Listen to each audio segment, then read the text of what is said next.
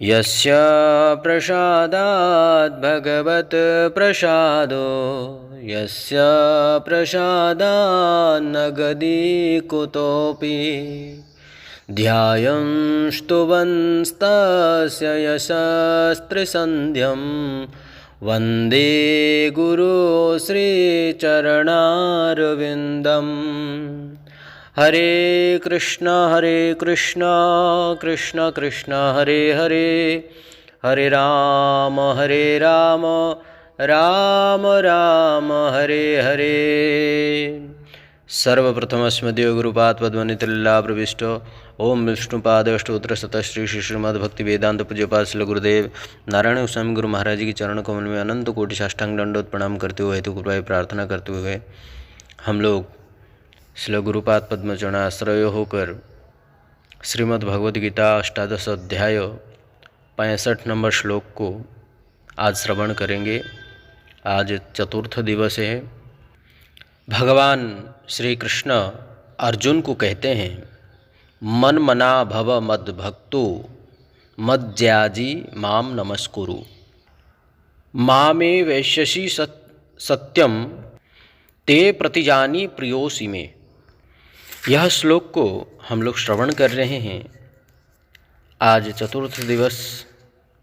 गतकल्य हम लोग श्रवण किए थे कि किस प्रकार एक नववधू अपना मन भगवान में ही समाहित किया, भगवान को अपना मन को भगवान के चरण कमल में अपना मन को अर्पण कर दिया, उन्हीं का ही स्मरण किया, जिसके फलस्वरूप भगवान अंतर्यामी है। ये यथा माम प्रपद्यन्ते तांस तथैव भजाम्यहम्। भगवान गीता में कहते हैं, जो जिस प्रकार मेरा भजन करता है मैं भी उसका उसी प्रकार ही भजन करता हूँ। तो यह नववधू की इच्छा भगवान का सौंदर्य का दर्शन करना थी। भगवान का रूप माधुरी, वेणु माधुरी, लीला माधुरियों का दर्शन करना और उनका सन्मुख खड़ा होना इनका इच्छा था। तो जिसके कारण स्वरूप भगवान तो स्वयं अंतर्यामी है, इनका मन की इच्छा को पूरा करने के लिए भगवान जब गोचरण करने गए तब आकर इनके सन्मुख खड़े होकर और अपने वेणु से उनके होंठ पर थोड़ी पर स्पर्श करा करके फिर मंद मंद मुस्कान करते हुए चले गए। मानो कि वह वेणु उनके थोड़ी के ऊपर में लगाए तो हैं, परंतु गोपिका जो नववधू के बाह्य ज्ञान जो है संपूर्ण रूप से विस्मृत हो गया, निवृत्त हो गया, और दिव्य ज्ञान, प्रेम भक्ति, माधुर्य रसमयी भक्ति उसका हृदय में प्रकट हो गया। जिस प्रकार उदाहरण आता है, ध्रुव महाराज जिस समय तप कर रहे थे तो उनका तप को देख करके भगवान प्रसन्न हुए और शंख उनके मुख के पास में स्पर्श कराते हुए उनका समस्त बाह्य ज्ञान को विस्मृत करा करके उनको दिव्य ज्ञान प्रकाश कर दिए। तो मानो कि ठीक उसी प्रकार भगवान स्वयं ही अपना वेणु को उस नववधू के थोड़ी के ऊपर स्पर्श करा करके मानो उनका मन को ही भगवान चोरी कर लिए। और यह नववधू भगवान के रूप माधुरी को दर्शन कर, उनके वेणु माधुरी को दर्शन कर, श्रवण कर एवं उनका लीलाओं का विषय में चिंतन कर बावरी हो गई। दिन रात उनके ही चिंतन करने लगी, उसके अतिरिक्त और कुछ नहीं दिखाई पड़ी। तो भगवान का मन चरण कमल में इस प्रकार मन को समाहित करना ही मन मना भव, अर्थात मन को भगवान की चरण कमल में समर्पण करना होना। इसी को ही समर्पण भाव कहा जाता है। यह तो हुआ मनमना भव। अब हम श्रवण करेंगे इसका दूसरा पद को, मनमना भव मद भक्तो भव। मद भक्तो भव अर्थात मदभक्तो भव इसका उदाहरण यहाँ पर क्यों दे रहे हैं भगवान अर्जुन को? अर्जुन को माध्यम में रख करके जीव को यह उपदेश देना चाहते हैं भगवान श्री कृष्ण कि जो गोपियों की भांति श्री कृष्ण के प्रति तन्मयता नहीं हो सकते, उनके लिए यहाँ मद भक्तो भव का उपदेश दिया जा रहा है। गोपिकाओं ने ब्रज गोपिकाओं ने भगवान श्री कृष्ण का नित्य भक्त है। या कल्पिताः कहा गया है, ब्रजबधू बरगेण या कल्पिताः, माने कल्पित भक्ति, विरह में कातर होकर भक्ति करना। कृष्ण के बिना वो सांस भी नहीं लेते, कृष्ण के बिना वो सांस भी नहीं लेते, कृष्ण के बिना वो जल भी नहीं पीते, कृष्ण को बिना देखे उनके पलकें भी नमती नहीं है। कृष्ण ही उनका जीवन, कृष्ण ही उनका श्वास, कृष्ण ही उनका प्राण, कृष्ण ही उनका धन, कृष्ण ही उनका सर्वस्व है, उसके अतिरिक्त और कुछ नहीं। इसी को ही तो भक्ति कहते हैं, इसी को ही तो प्रेम कहते हैं, इसी को ही तो भाव कहते हैं। सम्यक रूपेण मनः निवेशय, संपूर्ण रूप से भगवान की चरण कमल में, भगवान में ही मन को समाहित कर दो और उनका भक्त बन जाओ। इस गोपियों के भांति जिनका मन, जिनका चित्त भगवान के प्रति तन्मयता नहीं है, उनके लिए ही उपदेश दे रहे हैं कि मद भक्तो भव, मेरा भक्त बनो। हे अभक्तो, मेरा भक्त बनो, जो भक्त नहीं है, जिनका मन बुद्धि भगवान में अर्पित नहीं है। मद भक्तो भव का तात्पर्य यह है कि सब प्रकार से भगवान श्री कृष्ण के चरण कमल में स्वयं को अर्पित कर देना। भक्त होकर किस प्रकार निरंतर उनकी सेवा की जा सकती है, इसके विषय में प्रहलाद उपाख्यान में कहा गया है कि श्रीमद् भागवत महापुराण में श्रवणम कीर्तनम विष्णोः स्मरणम पादसेवनम अर्चनम वंदनम दास्यम सक्ष आत्मनिवेदनम इति पुंसार्पिता विष्णु भक्तिश्चन्नवलक्षणाः कृतये भवत्यद्धा तन्मये धीत मुत्तमम। श्रीमद् भागवत महापुराण सप्तम स्कंद 5 अध्याय का 23 और 24 नंबर श्लोक। अर्थात प्रहलाद महाराज अपना पिता को कह रहे हैं कि हे पिते, 9 प्रकार से भगवान श्री विष्णु की भक्ति की जा सकती है, की जाती है। यह है उसके नाम, रूप, गुण, लीला इत्यादि का श्रवण, कीर्तन, स्मरण, उनके श्री चरण की सेवा, अर्चन, वंदन, दास्य, सख्य और आत्मनिवेदन, यह 9 प्रकार का भक्ति। यदि भक्ति के प्रति समर्पण भाव से ये 9 प्रकार की भक्ति की जाए तो मैं उसको उत्तम अध्ययन समझता हूँ। क्योंकि अध्ययन मतलब पढ़ना, विद्यालय में जाकर के क्या शिक्षा प्राप्त किया तुमने, यह उनके पिताजी पूछे। तो उनका पुत्र ने, प्रहलाद महाराज जी ने अपना पिता को ये सब बताए कि इसी को ही उत्तम पढ़ाई कहते हैं, इसी को ही उत्तम अध्ययन कहते हैं। यह उपदेश अपना पिता को दिया प्रहलाद महाराज। अब महाराज अम्बरीश इसके ज्वलंत उदाहरण हैं। वे श्री कृष्ण के प्रति कैसी भक्ति करते थे, इसे श्रीमद् भागवत महापुराण में देखिए। सवै मनः कृष्ण पदारविंदयोर बचांसी वैकुंठ गुणानुवर्णने करौ हरेर मंदिर मार्जना दिशु श्रुतिम चकाराच्युत सत्कथो दये मुकुंद लिंगालय दर्शने दृशौ तद्भृत्य गात्र स्पर्शे अंगस अंगमनम घ्राणम च तत्पाद सरोज सौरभे श्रीमत्तुलस्यारसनाम तदर्पिते पादौ हरेः क्षेत्रपदानुसर्पणे शिरो हृषिकेश पदाविवन्दने कामं च दास्येन तु कामकाम्यया यथोत्तमश्लोक जनाश्रया रतिः। श्रीमद् भागवत महापुराण नवम स्कंद चतुर्थ अध्याय का 18, 19 और 20 नंबर श्लोक। इन श्लोक को नित्य प्रतिदिन पाठ भी करना चाहिए और श्रवण भी करना चाहिए, ताकि महाराज अम्बरीश का कृपा हो, ऐसे साधु गुरु वैष्णव की कृपा हो, ताकि हमारा मन भगवान की चरण कमल में लग जाए, नवदा भक्ति में लग जाए, भगवान का भक्ति में, भगवान की भाव, भगवान का प्रेम, भगवान का सेवा में लग जाए।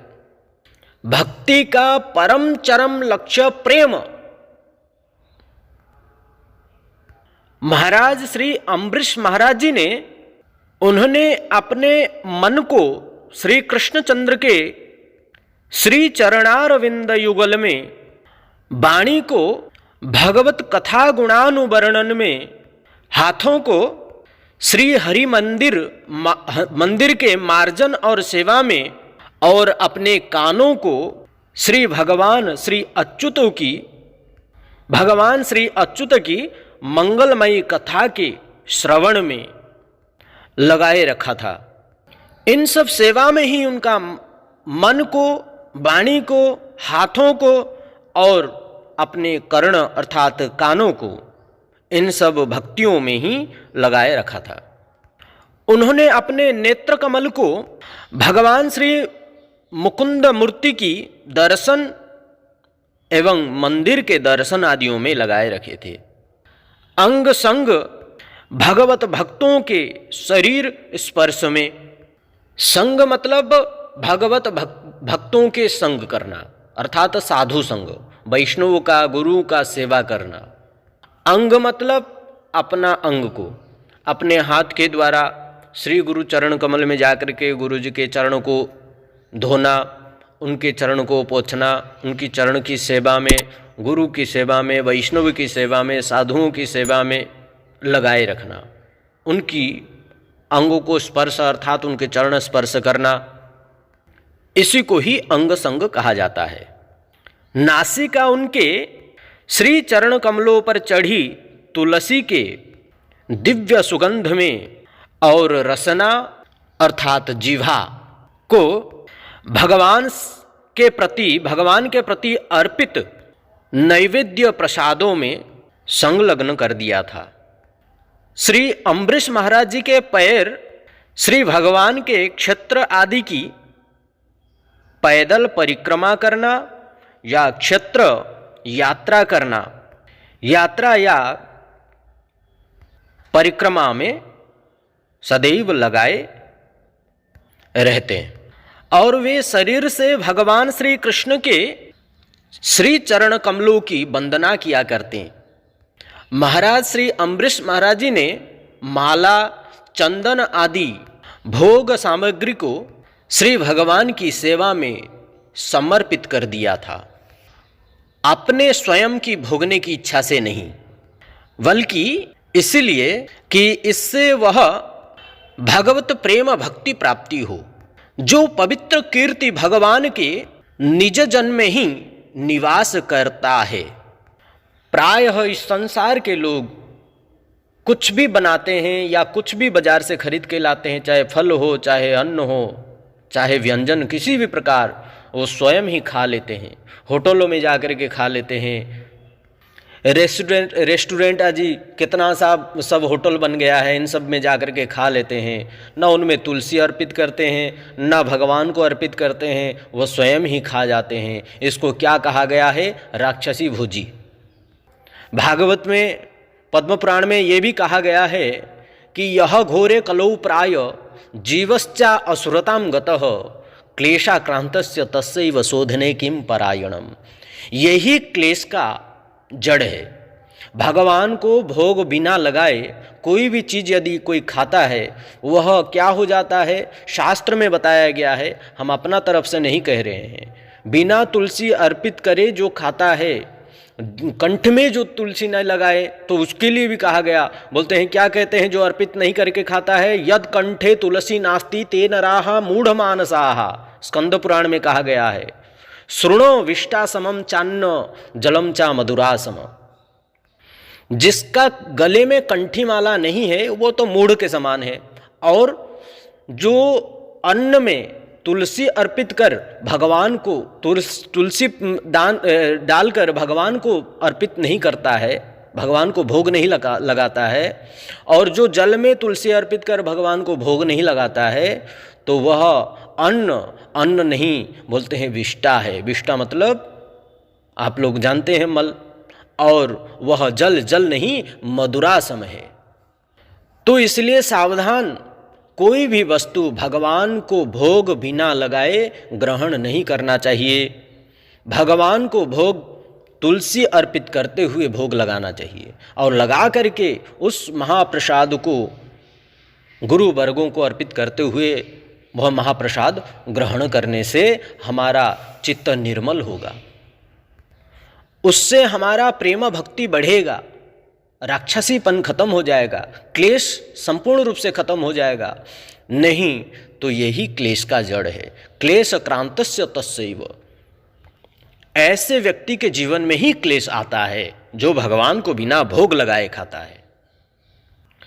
वह महाप्रसाद नहीं ग्रहण करता है, वह पुण्य को ग्रहण नहीं करता है, वह भक्ति को ग्रहण नहीं करता है। क्या ग्रहण करता है? बोलते हैं पापों को ग्रहण करता है, अपराधों को ग्रहण करता है, अनर्थों को ग्रहण करता है, प्रारब्ध को ग्रहण करता है, ताकि आगे जा कर के यही प्रारब्ध, यही अपराध, यही अनर्थ, यही पाप क्लेश बन करके, क्लेश रूपी पहाड़ बन करके आएगा। इसलिए खबरदार, सावधान, साधु सावधान, बिना भोग लगाए जल भी ग्रहण मत करो। जल में तुलसी अर्पित करते हुए भोग लगाओ, फिर ग्रहण करो। मन पवित्र हो जाएगा, हृदय निर्मल हो जाएगा। और प्याज, लहसुन, मांस, मछली, मदिरा, ऐसे सब चीज को त्याग करके गले में कंठी माला लगाना चाहिए। इस प्रकार अम्बरीश महाराज जी, प्रहलाद महाराज जी हम सब जीवों को शिक्षा दे रहे हैं। यही सब शिक्षाप्रद है। इन सब कथाओं को श्रवण नहीं करके आजकल सिनेमा, टीवी, इन सब सीरियल और क्या क्या सब, ये सब गंदे गंदे चीज सब देख करके अपना मन को अपवित्र कर देते हैं, अपना वाणी को अपवित्र कर देते हैं, अपना चरित्र को अपवित्र कर देते हैं, जिसके चलते अधर्म बनता है। और अधर्म का फल युद्ध, लड़ाई, झगड़ा, सर्वत्र पाप, विनाश की ओर जीव चले जाता है। तो इन सब चीज से निवृत्त हो जाओ, इन सबको त्याग करके केवल भगवान का भक्ति करो, भगवान का कथा श्रवण करो, और जो भी कार्य करते हो ये भगवान के लिए ही करो। इसका मतलब ये नहीं भगवान का भक्ति किया तो सब कुछ छोड़ देंगे, ऐसा नहीं है। जो चीज आप कर रहे हो वो भगवान के लिए करो। जो हम जप कर रहे हैं, नौकरी कर रहे हैं, चाकरी कर रहे हैं, ये भगवान का यही सोच करके घर में ठाकुर जी रखो, घर में गोपाल जी रखो। हमारा मालिक गोपाल जी है, हमारा मालिक ठाकुर जी है, और हम गए बाहर से कमाने के लिए, ठाकुर जी के चरण कमल में ला करके सब कुछ रखो। रखने के बाद में भगवान क्या सब कुछ ले जाते हैं? नहीं। गिरिराज जी महाराज जी को जब 56 भोग लगाया गया है, 36 व्यंजन लगाया गया था, पूरे व्रजवासी लगाए थे। गिरिराज महाराज को पूजा किए थे गोवर्धन के दिन, गोवर्धन बना करके भोग लगाया गया था। पूरे व्रजवासी संपूर्ण अपने अपने घर खाली करके लगा दिए थे भोग। तो गिरिराज महाराज जी सब कुछ ग्रहण कर लिए। अब ब्रजवासी बोल रहे हैं कि हम क्या खाएंगे, देखते रह गए। देखते जैसे रह गए तो फिर भगवान क्या किए, जितने खाए थे उससे डबल ला करके दे दिए। इतने दे दिए कि जीवन में कभी खत्म ही नहीं हो सकता। सोचिए कितना दयालु है भगवान। भगवान कुछ भी ग्रहण नहीं करते हैं, भगवान तो आपका प्रेम को ही ग्रहण करते हैं, आपका दिया हुआ व्यंजन को नहीं। उस व्यंजन के अंदर में जो प्रेम है उसी को ही भगवान ग्रहण करते हैं। इसलिए मेरे प्यारे भाई बहनों, आप ये सब शुद्ध भक्त हैं, आप लोग सब तुलसी अर्पित करते हुए, हर एक वस्तु में तुलसी अर्पित करते हुए, हर एक व्यंजन में तुलसी अर्पित करते हुए भगवान को भोग लगाइए और उसका बाद उसको ग्रहण कीजिए। फिर देखिए कितना आनंद है प्रसाद में, सुगंध, कितने सुंदर सुगंध आता है प्रसाद में, और इसी से ही मन पवित्र हो जाएगा, समस्त पाप दूर हो जाएगा। मानो गंगा में स्नान करने से जैसे पाप दूर हो जाता है, ऐसे ही प्रसाद ग्रहण करने से जीवन का समस्त पाप दूर हो जाता है। जन्म मृत्यु आदि से भी छुटकारा मिल जाता है, निवृत्त हो जाता है वो जीव, संसार बंधन से भी मुक्त हो जाता है वो जीव। मेरा बात को अन्यथा मत लीजिएगा। आज यहीं वाणी को विराम करते हैं। कल आगे की कथा को हम लोग श्रवण करेंगे, कल किसी और विषय पर श्रवण करेंगे, अर्थात यही श्लोक ही है परंतु इसका उदाहरण किसी और विषय पर दिया जाएगा। बड़ा सुंदर विषय है, कल श्रवण करने की प्रयास कीजिए ज़्यादा से ज़्यादा लोग। तव कथामृतम तप्त जीवनम कवि विरीडितम कल्मषापहम। भगवान का कथा श्रवण करने से कल्मष मतलब क्लेश दूर हो जाता है, समस्त प्रकार का रोग व्याधि सब कुछ दूर हो जाता है, बड़े से बड़े बीमारियां दूर हो जाती है। और क्या उदय होता है, श्रवण मंगलम। श्रवण करने से मंगल का उदय होता है, परम मंगल का उदय होता है। तो इसलिए निरंतर भगवान का कथा श्रवण करने की कोशिश कीजिए, प्रयास कीजिए। आप सब शुद्ध भक्त ऐसे ही बना रहे। आप सभी का, सभी शुद्ध भक्तों का प्रेम और भाव को देखकर मुझे बहुत उत्साह आता कि और भी इच्छा करता है कि और भी कुछ बोलूं। ऐसे ही आप सबका प्यार हम पर बना रहे, हमारे ठाकुर जी पर बना रहे, आप सबका मन भगवान में लगे, यही भगवान से प्रार्थना है। आज यही वाणी को विराम। आप सबकी चरण कमल में ये दास का प्रणाम। हरे कृष्ण, राधे राधे। ज़्यादा से ज़्यादा वीडियो को शेयर कीजिए। जिन जिन अभक्त लोगों कथा नहीं श्रवण करते हैं, ताकि उनका कान में भी पड़े, अनजान सुकृति बने, भक्ति में उनका जीवन प्रवृत्ति हो, उनका मन प्रवृत्ति हो, उनका बुद्धि भक्ति में लगे, मन भक्ति में लगे, भगवान चरण कमल की सेवा करें। यही कामनाओं के साथ यही वाणी को विराम। राधे राधे। हरे कृष्ण।